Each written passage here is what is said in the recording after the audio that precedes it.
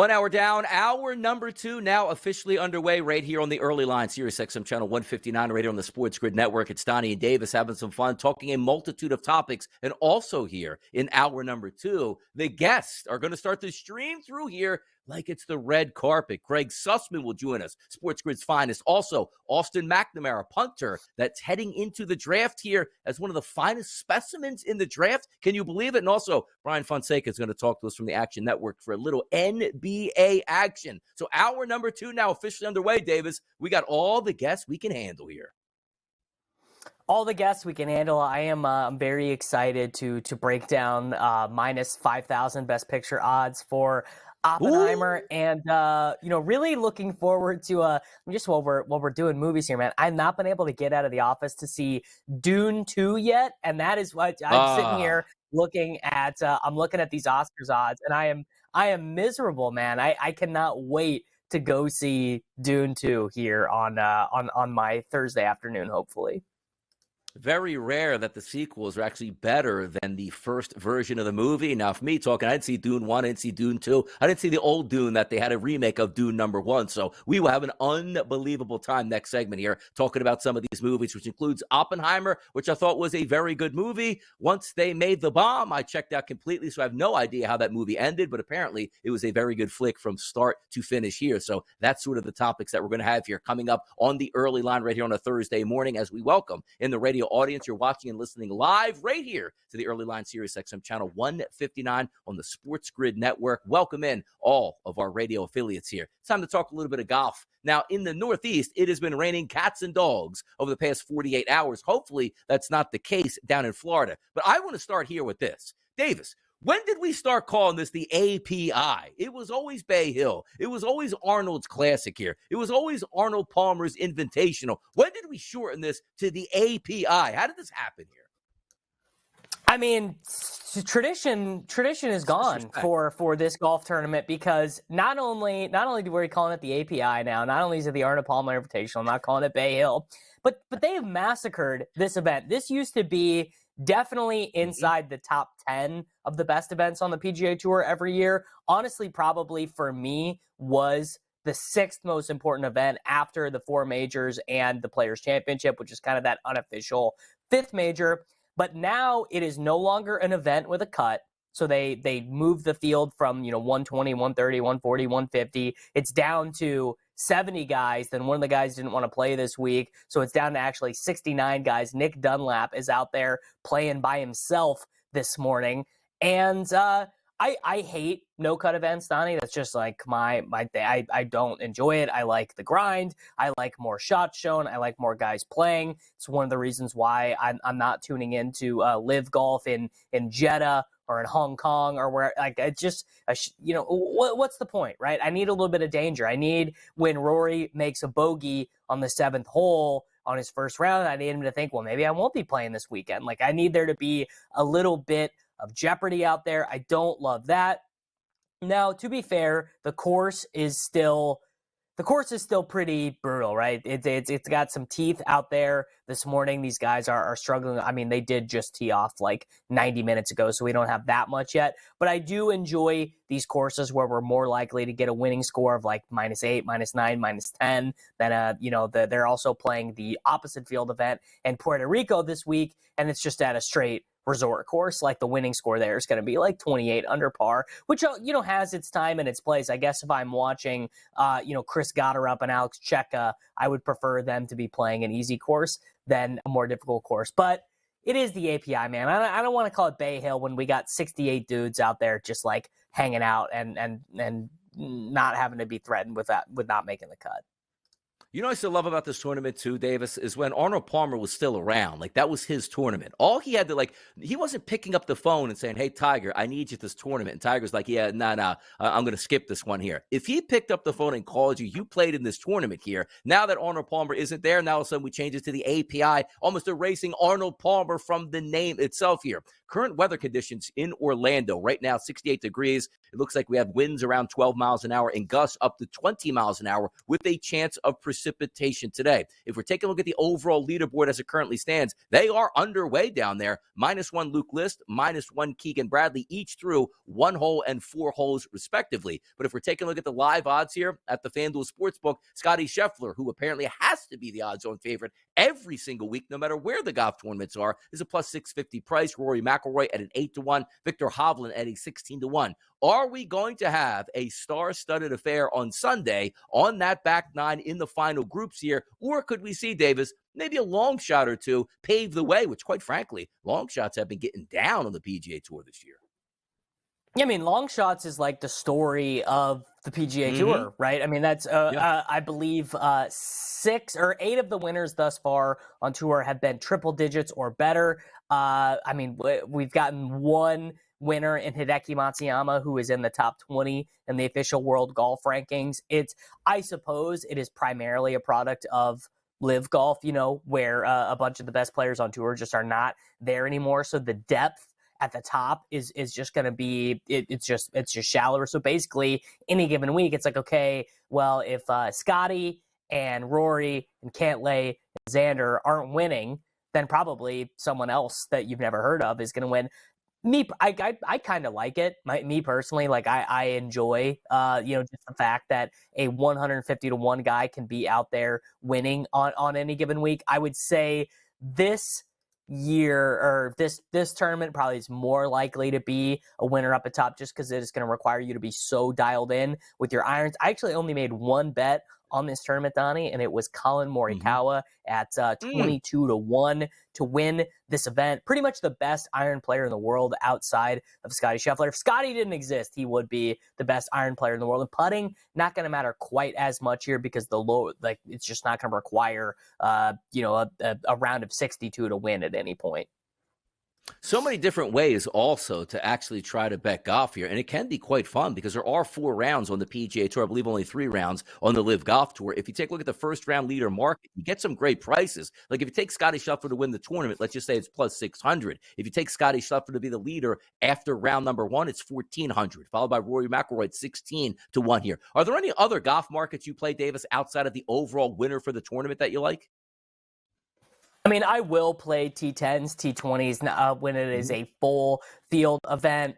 If I want to take a real position, like if I think a guy is either playing injured and it's not being priced in, or the converse, a guy is returning from something. I remember Daniel Berger's first event back this year. He was priced like his back was still injured, and all the reporting was that it really wasn't, that he actually was pretty much 100% good to go. So, like, if the outright price is wrong, the guy's probably going to be priced wrong in the head-to-head and in the 3-ball market.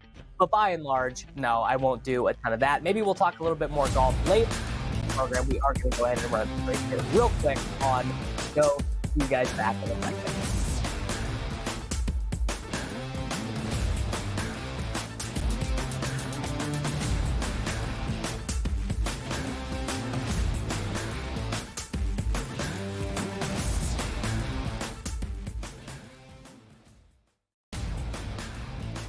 The Lakers lose by double digits last night on the road in Phoenix against the Suns. The Suns get their first victory following the All-Star break, winning by 10 in covering. Anthony Davis played 42 minutes in that game. LeBron James played 37 minutes in a loss. This is the same thing. It's like repeating this over and over and over. Sure, do you want to win these basketball games? Yes, but you sort of say to yourself, all right, at what cost do we have?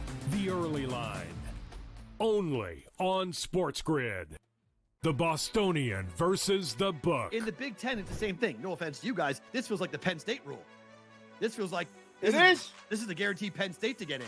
We need to Penn find State's a way to let them in because they can't beat Michigan. They can't beat Ohio State. But Right. if we make them a third, They get in. this is the Penn always State going to rule. be better than the West half. Yep. That 1 year that Lightning in a Bottle catches on the West half, we'll let them in too because they'll bring people. The Bostonian versus the Book. The Books are treating the Celtics 4 points better at minimum than maybe every single team in the NBA. And so far, I believe they've covered every game since the break. The Celtics' strict goal here, anything less than a finals appearance and a finals championship is going to be a failure for the Celtics. They got all the pressure. in the world across the board here. Game time decisions only on SportsGrid. Laying points on the road in college basketball is an absolute landmine. I would not do it. I won't do it the rest of the year. I'm done doing that because it just consistently loses. I mean, 3 possessions in a 9-point game in which the opposition now is the clock, not the actual team you're facing, right? Right. And these guys are taking up shots. I mean, it's just like, that's why it's the NBA. In-game live, prime time, only on SportsGrid. It's smarter to be on SportsGrid, your 24/7 sports wagering network.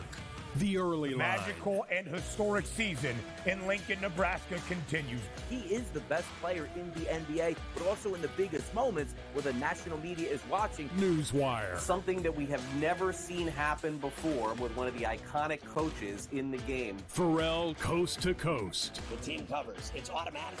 It's every time. Not sometimes. It's every time. Game time decisions. Luka is actually far more dangerous from 3 on the road this year than at home. This game here tonight, you may want to consider taking as many points as humanly possible. In-game live, prime time. We got not 1, but 2 coaches fired systems in place. Sports Rage This late sort of night. has letdown written all over it. It's going to be hard to match the emotion that they played with the other night. It's smarter to be on SportsGrid.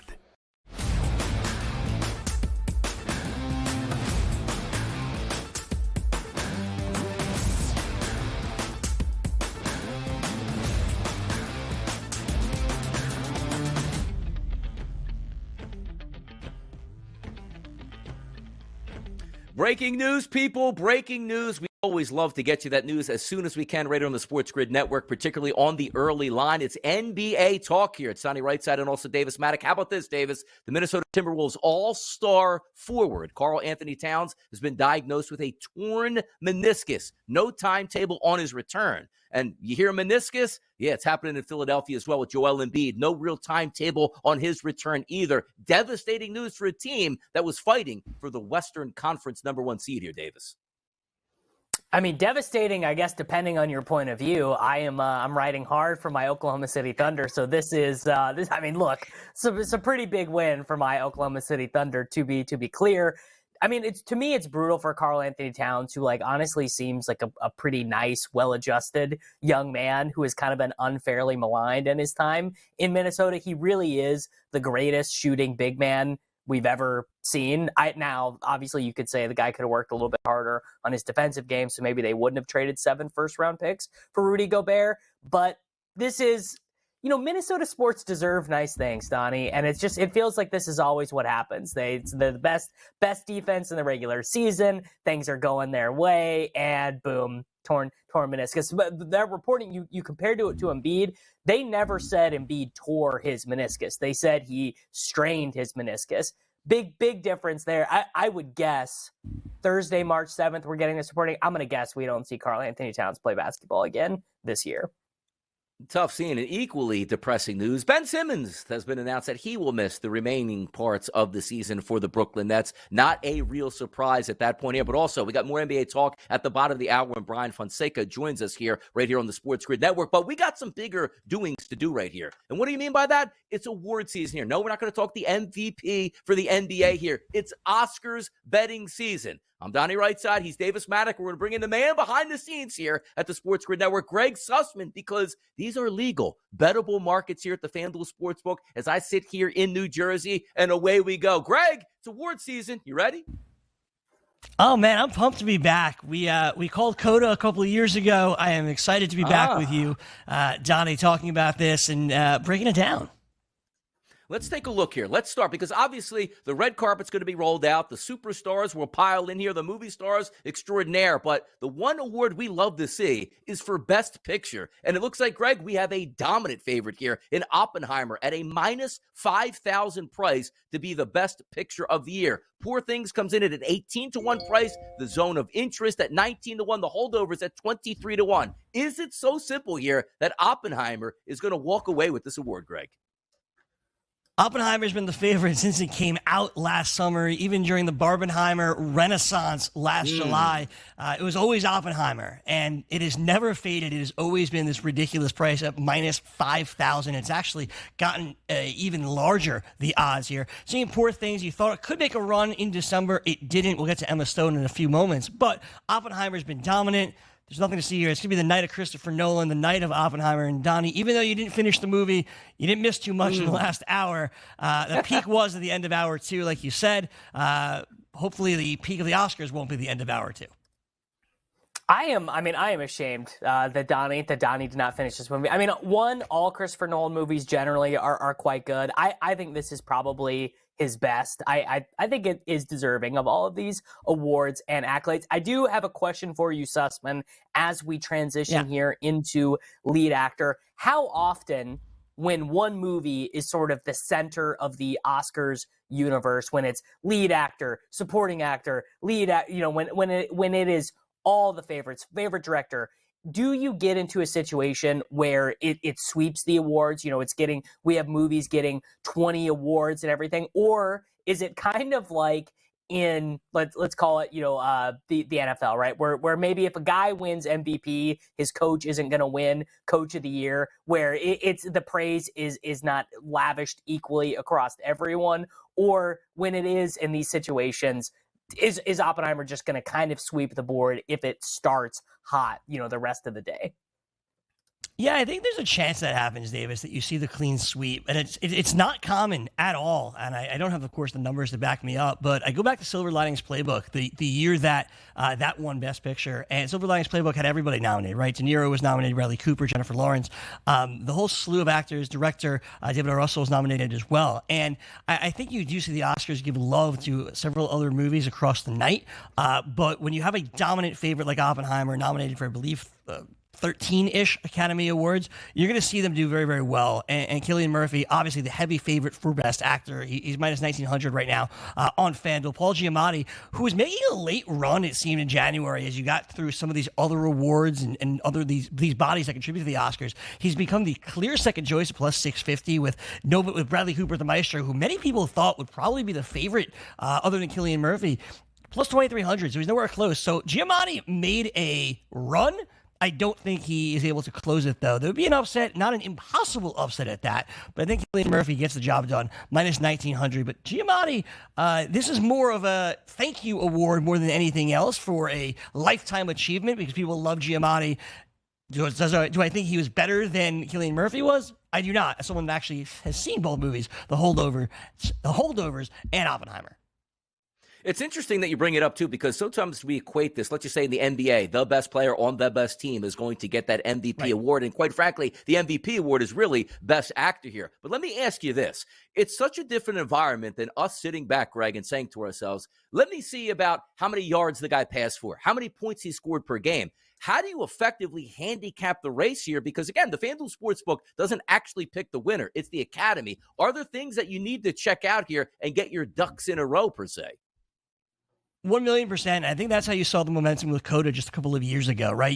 There was no heavy favorite that year. And what you do is you're following along with award season. You're not following along with the Golden Globes, but you're looking at the BAFTA awards. You're looking at the SAG awards. You're looking at some of these other awards that also have the same voters as the Academy. And when you're seeing some of these other movies or actors and actresses win, this is where you build some momentum. You're like, wait a minute. These odds aren't right. It reminds me of the NFL draft a little bit here, Donnie, where it's just like, okay, FanDuel's not picking the winners there either, and they don't necessarily have the information. It's not being on the court. You're relying on teams and people, and we go back to C.J. Stroud last year as that number fluctuated up and down throughout the week of the NFL draft, and Stroud going number 2, you were able to get a good price on that. And I think that looking at the best actress race, for instance, if you are a big fan of Emma Stone and you believe that she could win it at plus 140, that's a good number. This is the one toss-up race, seemingly, with Emma Stone at plus 140 and Lily Gladstone here at minus 210. They have gone back and forth throughout this award season. Emma Stone was the heavy favorite back in the fall. Lily Gladstone's come really all the way back to take the lead here with the best odds at minus 210. But we'll see. That's one where, hey, if you like a little juice, there's something here. Both have won awards this winter. So I think Emma Stone, Lily Gladstone, Best Actress is an award that I am watching here on Sunday night. Yeah, I mean, look, it's like betting Greg hit it. It's like betting the NFL draft or the NBA draft. It's informational edges. It is a lot of, I guess it's probably similar to kind of building a portfolio, like betting on the NFL draft. I'm trying to get good numbers right now. We're 49 days away. I'm trying to get a good number on JJ McCarthy to go third overall right now, so that if he ends up moving to, minus 300 to go there, then I can just change some things around. We are moving now to the supporting category, supporting actor, supporting actress. I guess my thought as a real noob would be these would maybe be the positions where it's easier for a non-Oppenheimer, non-Barbie spot to hit, where, okay, sure, Cillian wins Best Actor, Nolan wins Best Director. Maybe we can give our flowers to someone else here.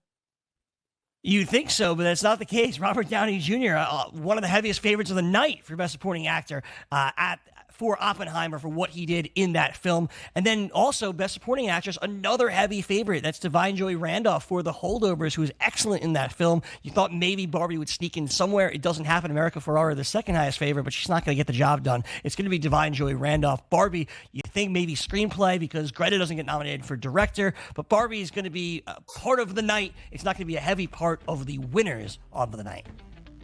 E-Network, eat your heart out. We got Gregg Sussman breaking down the Oscars right here on the grid. We're going to flip over to football next. Thank you, Greg, for joining us this morning. We'll be right back.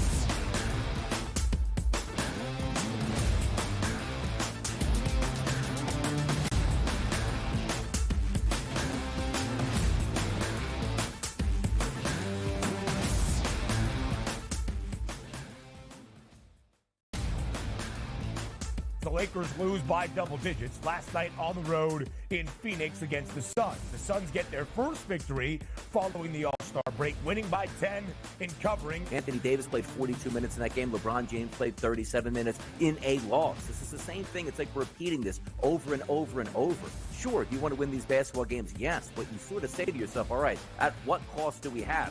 The Early Line, only on SportsGrid.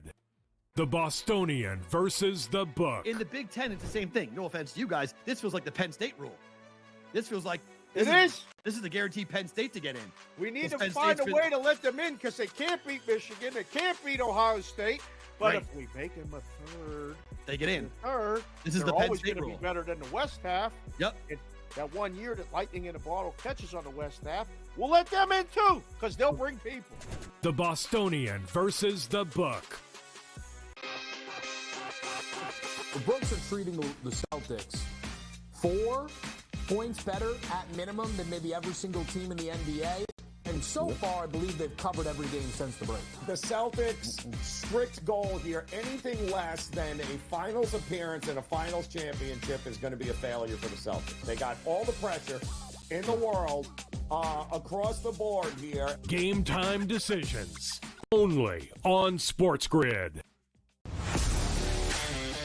Laying points on the road in college basketball is an absolute landmine. I would not do it. I won't do it the rest of the year. I'm done doing that because it just consistently loses. I mean, 3 possessions in a 9-point game in which the opposition now is the clock, not the actual team you're facing, right? Right. And these guys are taking up shots. I mean, it's just like, that's why it's the NBA. In-game live, prime time, only on SportsGrid. It's smarter to be on SportsGrid, your 24/7 sports wagering network. The Early Line. Magical and historic season in Lincoln, Nebraska continues. He is the best player in the NBA, but also in the biggest moments where the national media is watching. Newswire. Something that we have never seen happen before with one of the iconic coaches in the game. Pharrell, coast to coast. The team covers. It's automatic. It's every time. Not sometimes. It's every time. Game time decisions. Luka is actually far more dangerous from 3 on the road this year than at home. This game here tonight, you may want to consider taking as many points as humanly possible. In-game live, prime time. We got not 1, but 2 coaches fired systems in place. Sports Rage Late sort Night. of has letdown written all over it. It's going to be hard to match the emotion that they played with the other night. It's smarter to be on SportsGrid.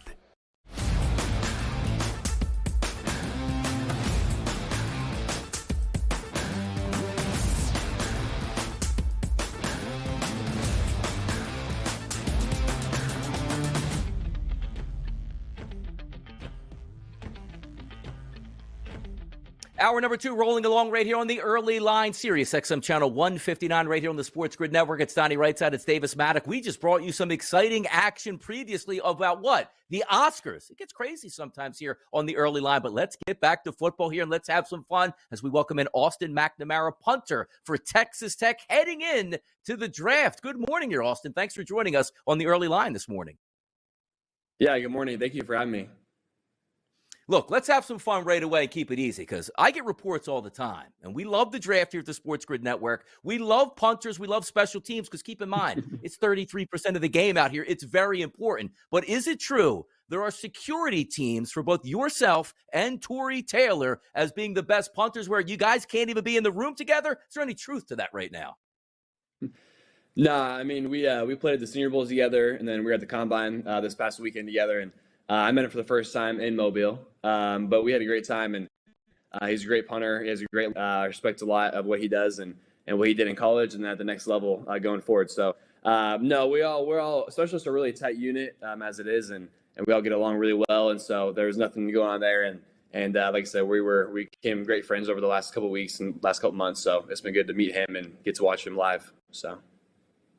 All right, you gotta tell me. So if the viewers don't know, Austin is 6'4". He is one of the tallest punters ever at the NFL Scouting Combine, and his hand size is the largest on record. You got to tell me, Austin, how does a 6'4" kid end up being a punter? How many coaches wanted you to be, a shooting guard? How many of them wanted to make you a linebacker? How does a 6'4" kid end up becoming a punter? Yeah, I mean, I played basketball in high school, so that definitely helped. But as far as football wise, yeah, I mean, like I said, I kicked and punted early in high school, and I really liked it, and it kind of just came natural to me. I played soccer growing up as well. Yeah, with punting, I don't want to get hurt, and I didn't want to focus on other positions. I just wanted to stay true to kicking and punting and stay at my craft. And I was lucky enough to be able to do that in high school and then in college, and then just trying to keep getting better and better. And it definitely helps having bigger hands for holding, and then punting as well, being able to can't handle any type of snap and wherever it is. So I'm definitely blessed that God-given talent and ability, but I just try and use it to my advantage and use it on the field. So. We're talking to Austin McNamara right here on the Early Line, one of the single best punters in the collegiate landscape for the past couple years here. I always find this fascinating because you're in that mode right now where you're leaving Texas Tech and looking to become a professional athlete. Can you talk to us a little bit about that NFL draft process and what you've been going through since the season ended with Texas Tech? Yeah, I mean, the NFL process has been crazy so far. It's nice to have a little bit more freedom as far as you're not at a college weight room and college schedule, but I've still been training pretty much every day, whether it's kicking and punting or training, doing recovery, doing weightlifting stuff. It's kind of just been a nonstop grind, but I've loved the journey so far. I've been in a bunch of new places, traveling for bowl games and different trainings and that type of stuff. So it's been great. Also to hang out with my family. I don't get to see my family very often when I was in college, just being away and being out of state. So being able to spend time with them here in Arizona has been great. The weather's been great. So overall, it's just been a great process. I really enjoyed it. And it hasn't been easy. Learned a lot of stuff already about the NFL and being a pro. But like I said, it's been a great time and can't wait to see what's next. Oh, so I've been interested about this, where your practice time, right? So the special teams obviously is going to be a little bit of a different experience than someone who's on the offensive or the defensive side. And the punter, a lot of the times when they end up when a punter is shown on TV on a highlight, generally speaking, it's not that great of a time. How much of the practice time for you is dedicated to tackling? That is always something I've wondered, because some guys will be really good at it. Maybe they did it in high school, whatever. They've got the right form, and then sometimes they're taking the wrong angle. They don't get it. How many times at Texas Tech did you practice tackling on the punt return drills?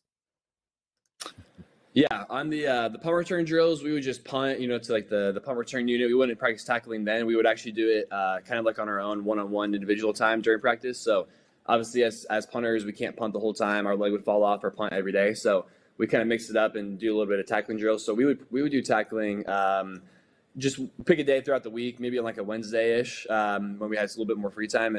And we practice just taking angles. We have like one of those donuts that you kind of roll, and then we practice, wrapping up and tackling on that,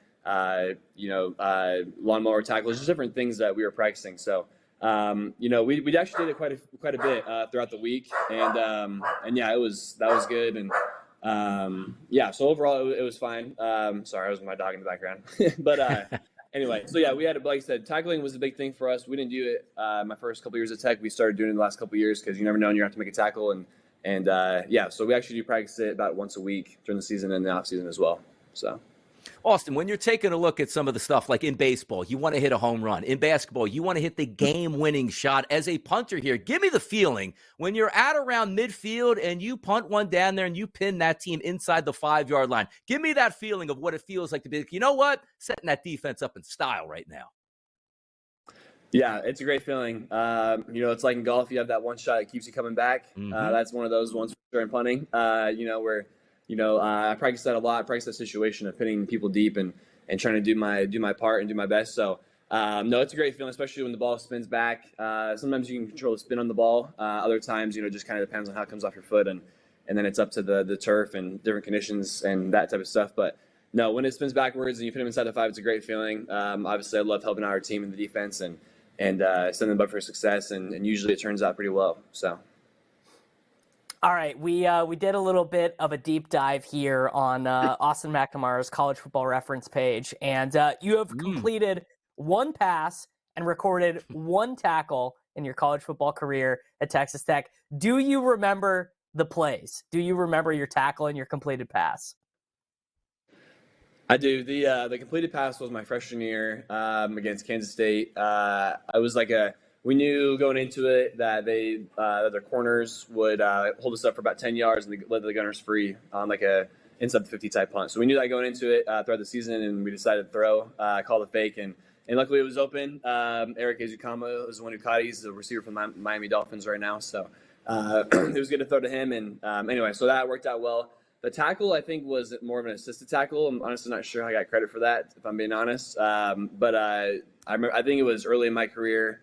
And then I actually caught a pass last year at Texas, there's a couple penalties on the play, so it didn't count, it didn't register. But in my mind, it was pretty cool, and it counted, at least for me. But the stat sheet it didn't, unfortunately. So yeah, I'm 1 for 1, thankfully. We had a couple other fakes where I could have gone maybe 2 for 2 throughout the season, but we never called it, unfortunately. But it was definitely an unreal feeling. I've never thrown a pass in the game or caught a pass in the game or anything like that. So it was awesome. Austin McNamara, the ultimate weapon apparently here at Texas Tech. Now, moving forward to being a professional athlete and a professional punter, can you talk to us a little bit about how the game is going to change for you going from a college punter to a pro punter? And are you working on different things here getting ready for the pro game? Yeah, I mean, the hashes are a lot closer than in college, just on an NFL field. So I've been working on my, directional punting a little bit, taking more of a severe line, to be able to pin the returner towards the sideline best I can. So there's been a little bit of that, and then honestly just getting used to the NFL style. Protection is a little bit different in college. Some teams do protection style based punting. We did it a little bit different at Texas Tech. So trying to get used to that as well, and just find out what college coaches are looking, or what NFL coaches are looking for compared to college. Has been the biggest change for me, but obviously I'm working on that throughout the week and trying to get better in that area and show that I can do kind of everything. But. All right, I've got a little bit of a trivia question for you here. You are super senior at Texas Tech. Texas Tech, obviously, a lot of quarterbacks want to play for Texas Tech. Storied history of great NFL quarterbacks playing there. How many of the quarterbacks that you played with, because there's been a lot, can you name from your time at Texas Tech? I got the list. Can you name all of them? Can't name all of them? Okay. So starting in 2019, are we doing starters or just all QBs? Starters, yeah. Starters. Oh, starters? Okay. Because I can maybe do all the time. So starters, we started out with Alan Bowman in 2019. We've had a lot of injuries. So Alan Bowman, and then I know Jed Duffy played a little bit. Jackson Tyner played one game for us in 2019. 3 for 3. And then 2020, we had... Who do we have in 2020? There are so many, you're right. So we had Allen back as well in 2020 to start. Alan Bowman in 2020 as well. And then he got hurt. And then after that, I don't remember exactly who it was. HC. Henry Colombi. Oh, Henry Colombi. Thank you. I forgot he was there in 2020. I can't remember all the names. It's just hard to remember like who was there at what time. Yeah, Henry took over Columbia. That's right. Yep. 2021 we had him as well. And we also had in 2021 we had Tyler Shuck came in as well from Oregon, transfer from Oregon. Tyler came in 2021 as well. Yep. So he was our main QB, and then Donovan Smith took over as well. And then we had Baron Morton play as well in 2021, I believe. 2022 was Baron and Tyler going back and forth. And I'm also missing one, I think, there too. Yeah, no, and in 2023 that's all of them. Oh, that was it. Okay. In 2023 we had we had Tyler and Baron this past year as well. So but look at that. The man is smart. The man knows his background here at Texas Tech. The only problem here, I would have loved to have seen you in NCAA football 2024, because I know if you had that game, you probably would have gone 3 and out every time with Texas Tech just to see your mad skills there on the joystick of dropping punts inside the 5-yard line. Austin, thanks so much for joining us this morning on the early line. Yes, sir. Thank y'all for having me. Appreciate you. There we go. Good luck in the NFL draft. We do it all here on the early line. Much more talk coming up next.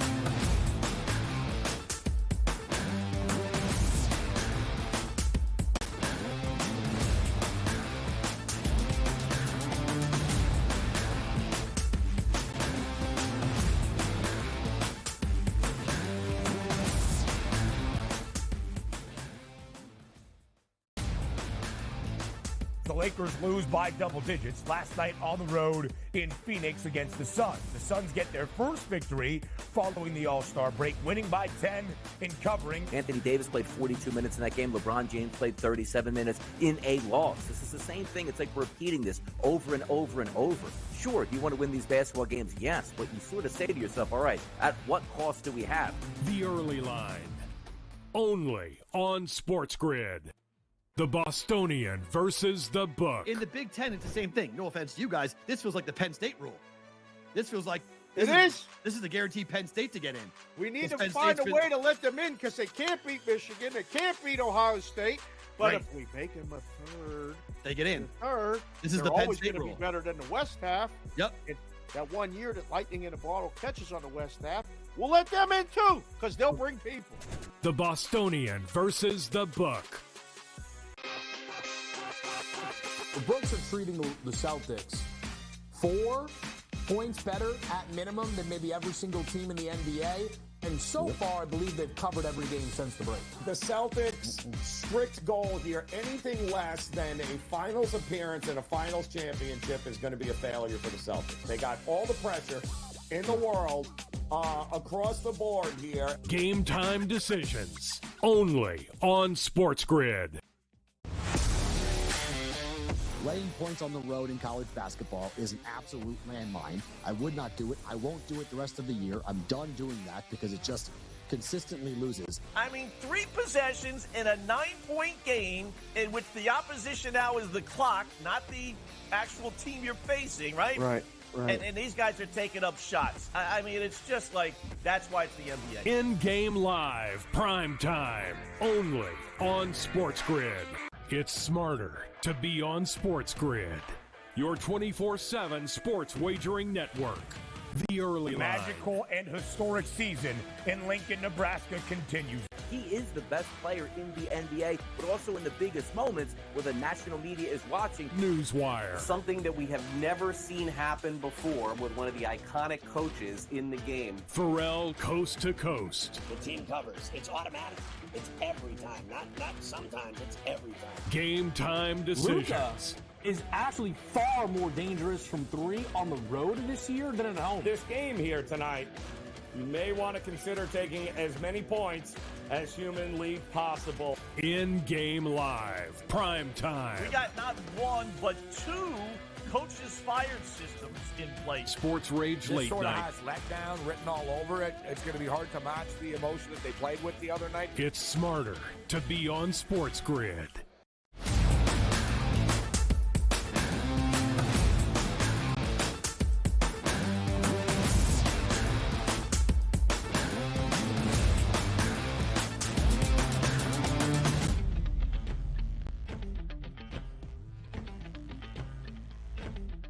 We do it all here at the SportsGrid Network, particularly on the early line. Got you coverage here. You want Oscars picks here? We got them for you. You want draft talk? We got that here for you. You need the NBA? Of course, we're going to bring that heat for you. I'm Donnie Rightside, along with Davis Maddock. We're going to welcome in Bryan Fonseca here from the Action Network. Big doings around the NBA. But before we get there, Bryan, how you feeling this morning on a Thursday?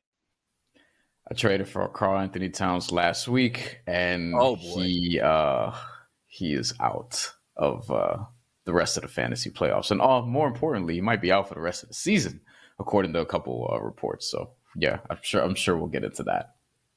Let's get right into that, Bryan, because that news popped up just a few short minutes ago here. Karl Anthony Towns forward here for the Minnesota Timberwolves, a torn meniscus, no timetable on return. This is one of those teams battling for the top seed overall in the Western Conference. Talk to us here about the ramifications, Bryan, of no Karl Anthony Towns for the foreseeable future here for the T-Wolves. Yeah, so in actual basketball, this sucks because they're tied for the 1 seed right now with the Oklahoma City Thunder, who now have a clear path to getting that 1 seed, unless, Denver's also right there, and Denver's Denver. We trust them. We saw them, proof of concept. They won the championship last year. But with the Minnesota Timberwolves, we already have questions about this team for a number of different reasons. Karl Anthony Towns is actually one of those questions that we're not sure we're going to get an answer to at this point. Torn meniscus could often be 2 to 3 months, maybe even longer than that, especially if you're about 7 feet tall. And right now, it's the first week of March, and putting him out for a couple of months means he would miss the first round of the playoffs. He might miss the second round of the playoffs. And I don't know about you, I wasn't sure Minnesota was going to get that far into the playoffs anyway. We already had questions about their fourth quarter offense. He's part of that too. So now Naz Reid is going to soak up the majority of these minutes. A lot of people love Naz Reid because he's one of these guys that he feels like he's underrated. And then when you watch him play, it's like, oh, he's really good, but there's a reason why he's in this role and not in the Karl Anthony Towns role. There's a reason why they haven't traded Karl Anthony Towns, and it's like, hey, let's just move Naz Reid to the 4. And there's a reason why he accepted the extension that they gave him, despite the fact that he probably could have started elsewhere. So all that being said, Minnesota may also be in a first-round series where they have to play the Suns, the Mavericks, the Lakers, the Warriors. And if that's going to happen, a lot of people are going to be taking the other side because Karl Anthony Towns is not there. So this is huge, massive in terms of tilting the power balance in the Western Conference.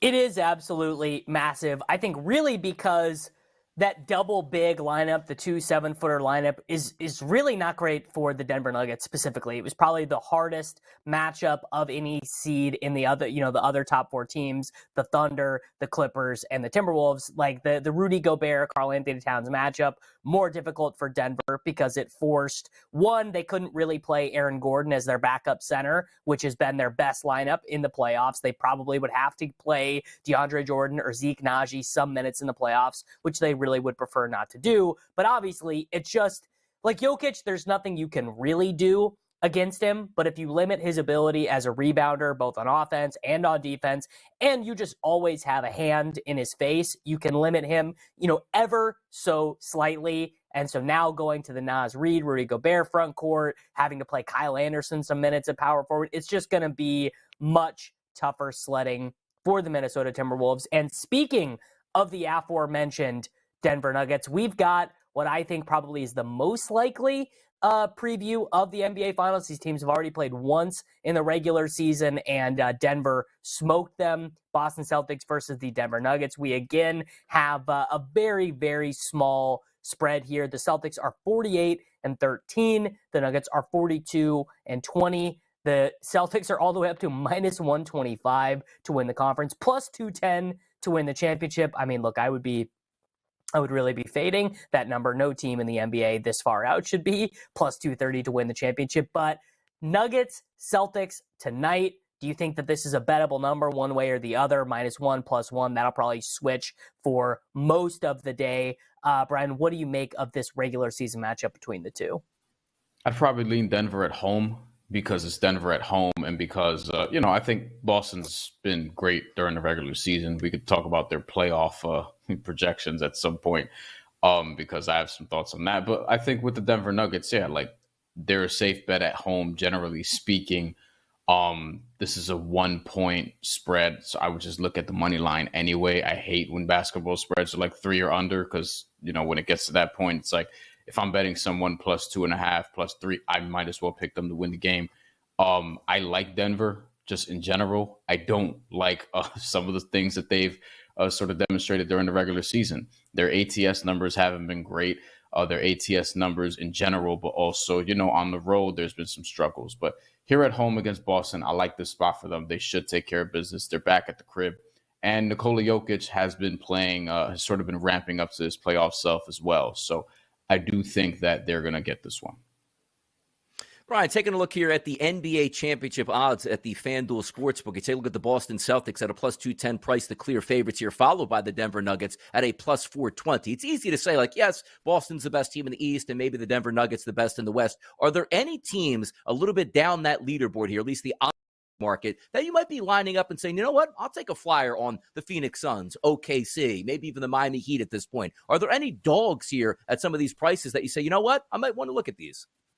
Yeah, probably those two teams at plus 3,200, the Heat and the Mavericks. Those are the ones that I've been sort of looking at as long shots. The Mavericks, not great as of late, but I did like them coming out of the trade deadline, walking away with Daniel Gafford in particular, and also PJ Washington. But I do think that they're interesting because they can make a run. Their schedule is really soft. If you look at it, they have one of the 7 or 8 softer schedules in the NBA for the rest of the season. Then they have Luka Doncic, who I think should be an MVP candidate and on every ballot possible. I think he could even be the MVP this year, depending on how the last several months shake out.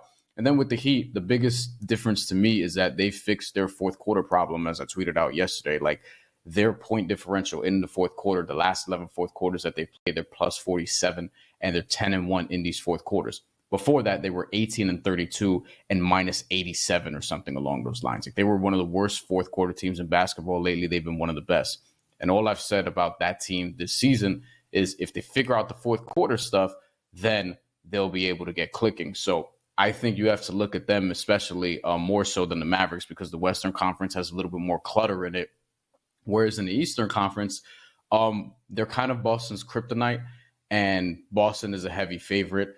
But as we saw against the Cavs, maybe they're also front runners. And sometimes when you're whooping everybody during the regular season, it doesn't really benefit you that much in the playoffs because you have to play more close games. And we've sort of seen this backfire on this team in particular. So if you're looking at their rivals in the Eastern Conference, the Knicks are another team that I would be interested in if they were healthy. But now I have questions about, because we don't have a real update on Julius Randle. OG Anunoby is supposed to be back at some point, but it looks like there's going to be too much around the injury front for me to take them seriously in terms of contenders. And the Heat have done it before multiple times in the last 4 years.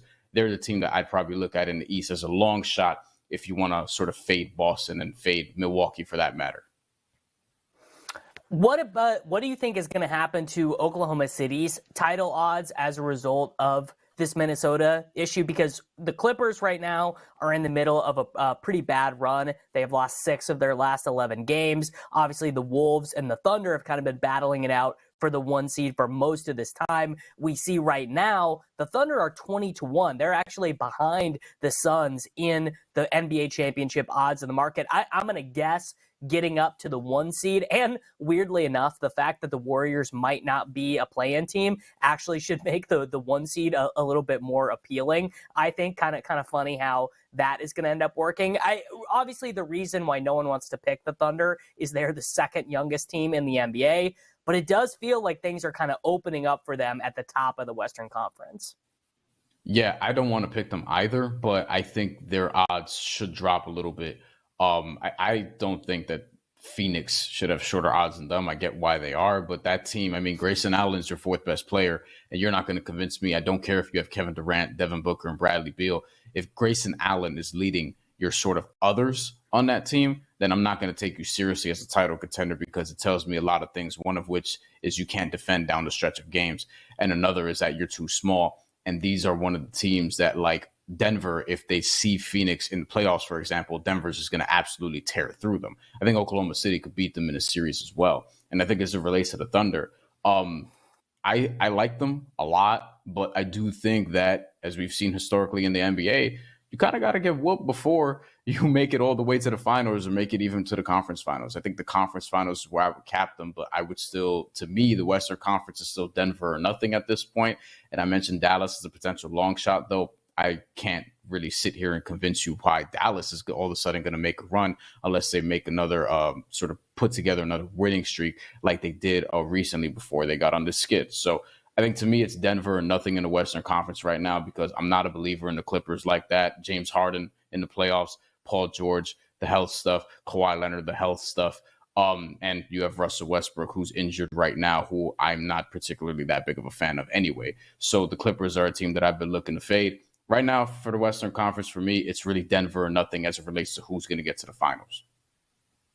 Best game on the board tonight, as we talked about the Celtics and the Nuggets. Another intriguing matchup tonight, 7:30 p.m. tip time Eastern. That's the Miami Heat and the Dallas Mavericks tonight. The FanDuel Sportsbook opened this game here, Brian, at a 4.5-point favorite towards the Dallas Mavericks, still sitting at that 4.5-point favorite, and a total tonight of 229.5. Heat Mavericks in your eyes tonight. What are we looking at, Brian? Well, the sharp side from what I looked at this morning was actually on the Heat to cover. I kind of like that. I don't know who's going to win this game. I could see it coming down to the last possession. On the player prop side, I did take Jimmy Butler this morning over 34.5 points, rebounds, and assists. He's been over that number in 10 of his last 12 games. And this was a number that the over-under was around 30 until this recent stretch where he started taking basketball more seriously over the last month or so. So I think Jimmy Butler PRA over 34.5 is what I like the most in this game so far. Some of the other props are very tricky to look at in terms of assessing what's actually going to happen. And in terms of the game, yeah, I think this is going to be a close one. I would lean Miami to cover. I wouldn't make that a full-blown pick. I do think that Dallas could win this game, and they kind of need to sort of snap out of this little rut that they're on right now. Miami's been absolutely rolling as of late. So I would lean in their direction because they're also a better road team than they are at home. And that's been the case again this season. Yeah, real quick before we get out of here, 32-1 title odds for the team that made the finals last season, popping out of the play-in. It feels like if you want to bet the Heat any given year, you just wait for them to settle as the 7th seed, and then you just bet on them to win the championship when they're at their lowest point.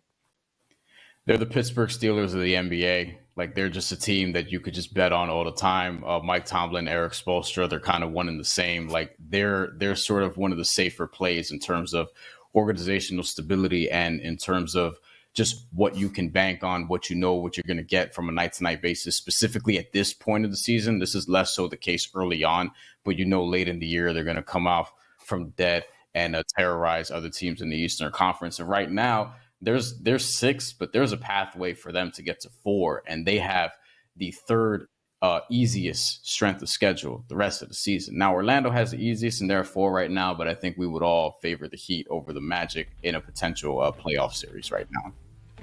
Fantastic information from Bryan Fonseca, the Action Network. Thanks for joining us this morning. Fade the public poll coming up next. Don't go anywhere. It's the Early Line.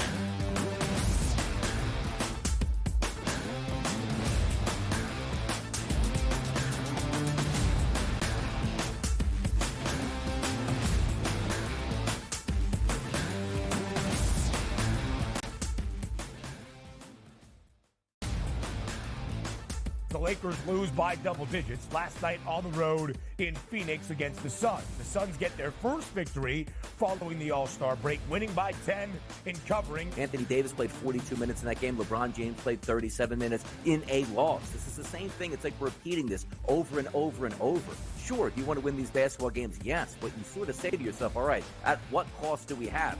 The Early Line, only on SportsGrid. The Bostonian versus the Book. In the Big Ten, it's the same thing. No offense to you guys. This feels like the Penn State rule. This feels like this is the guaranteed Penn State to get in. We need to find a way to let them in because they can't beat Michigan. They can't beat Ohio State.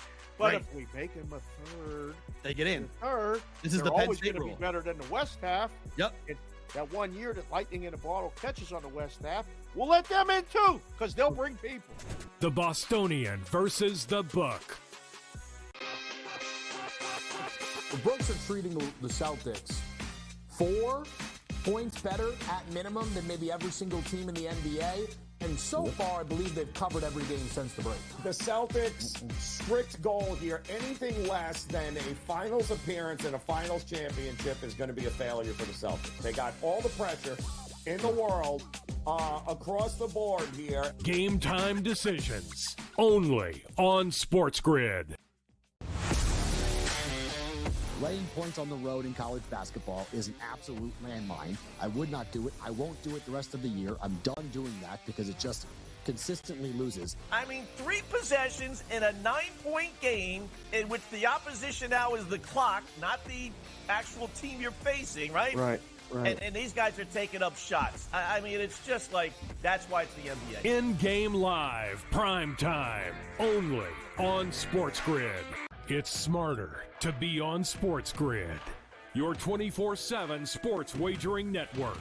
The early line. Magical and historic season in Lincoln, Nebraska continues. He is the best player in the NBA, but also in the biggest moments where the national media is watching. Newswire. Something that we have never seen happen before with one of the iconic coaches in the game. Pharrell coast to coast. The team covers. It's automatic. It's every time. Not sometimes. It's every time. Game time decisions. Luka is actually far more dangerous from 3 on the road this year than at home. This game here tonight, you may want to consider taking as many points as humanly possible. In-game live, prime time. We got not 1, but 2 coaches fired systems in place. Sports Rage This late sort night. of has letdown written all over it. It's going to be hard to match the emotion that they played with the other night. It's smarter to be on SportsGrid.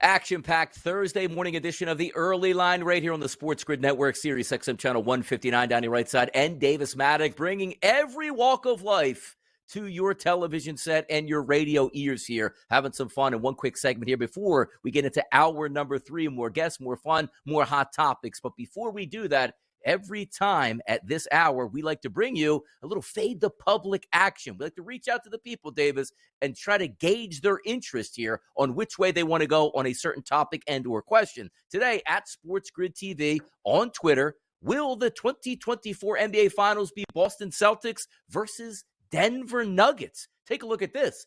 60% of the voting public here, Davis, said absolutely not. 40% of the public said yes here. In your mind, is it that easy?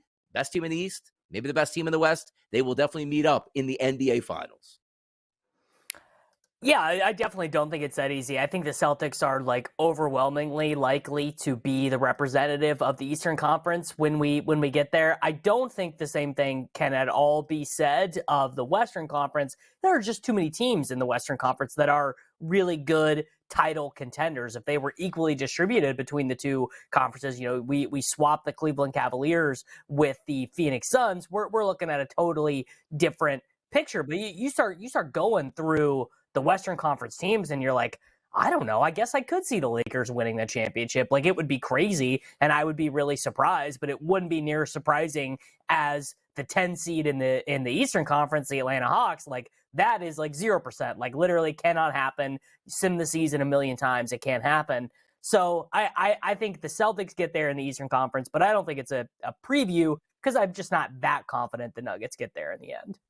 Yeah, it's hard. I mean, it's a great Western Conference, no doubt about it, but maybe did that pathway get a little bit easier with that breaking news we had in this previous hour about Karl Anthony Towns and the Minnesota Timberwolves with a torn meniscus, no timetable on his return back to the team here, which could be devastating news as that team was fighting to be the number 1 overall seed in the West, maybe fighting for their lives now to try to make a run in the playoffs. Hour number 3 is coming up next. We'll be right back.